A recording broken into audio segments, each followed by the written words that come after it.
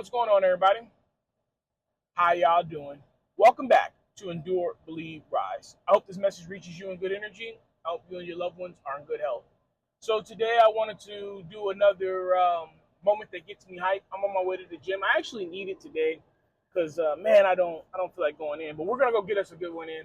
Anyway, shout out to my younger brother. We were having a conversation about a week ago, a few weeks ago. I know it was a Monday, but we were hanging out and we were going to a comic book store and we were talking about a show that we grew up with because I was going there to look for some statues and some figurines, and it's called Beast Wars. Now, if you don't know about Beast Wars, I'm going to give you a short synopsis. Basically, it's a version of Transformers. The Transformers are fighting each other. Um, the Predacons or Decepticons steal something. The Autobots or Maximals, they chase them. They go into a transwarp portal and they end up in the past. And then they're Transformers, but they have to disguise themselves as Beast for a reason, right? Because of the Energon and everything like that. Very good, very good, very layered, very deep, meaning show. They really did very well with the story and the complexities and the dualities and the hypocritical nature of the characters. Really, really good stuff. People switching sides, people creating their own teams. It was really good stuff. But the one I don't want to go too long, but the one that I do want to talk about today is called this episode called Code of the Hero, where a particular Transformer he does die, and this one's name is Dinobot. Now, for Code of a Hero to mean to you what it means to me is you really did have to probably start the show at the beginning and see the duality, the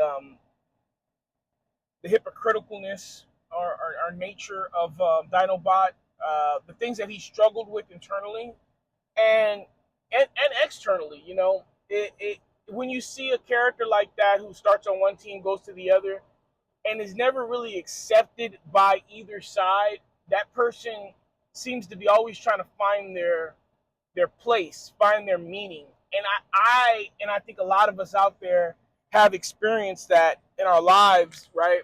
And in our life right now, we may be experiencing that where we're trying to find a meaning to this madness, to this chaos. We're trying to find an explanation, a purpose, right? And Dinobot definitely did in that episode. He ended up protecting what was going to be known as like the human race, you know, for the evolution of them, and he ended up dying in the episode. You know, I'm spoiler alert, and I should have threw it in there, but this is end up being the end of Dinobot, right? And the reason why it was a moment that gets me hyped is the other Autobots, they were off. You know, they were off. You know, protecting another piece. They were all a few distances away. It was going to be a while before they could get there. So Dinobot had to take on most, if not the entire Predacon army by himself. And the moment isn't necessarily that gets me hyped, is the fact that he fended them off until, you know, the other Maximals got there. It's not that. We've seen that before. But, and we've also seen what I'm about to say before too, but this is the reason the moment that got me hyped is because he knew that this would probably be the end of him. That this was it, right?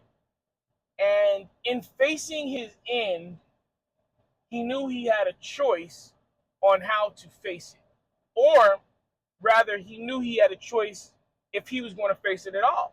He could have switched sides again. He could have ran away. But he knew that innocents were on the line. He knew what he stood for. And what he stood for, he couldn't compromise any longer.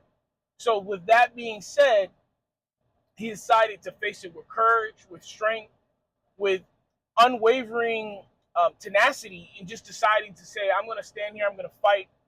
And even at the end, where he had no more weapons, almost no more strength, you know, he went through one last, and what I won't give it away in case you do want to go see it. You know, I'll leave a little something. But he went through one last little stage, and he improvised. For those who know the episode, they know exactly what I mean. He improvised, and he ended up coming up on top.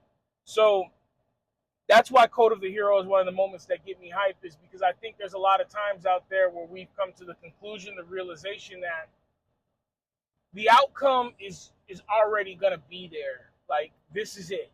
It's a win, it's a loss, it's a draw, it's a setback, it's a victory. Whatever it is, I'm not going to be able to effectively, I probably won't be there effectively be able to say make a difference on the outcome.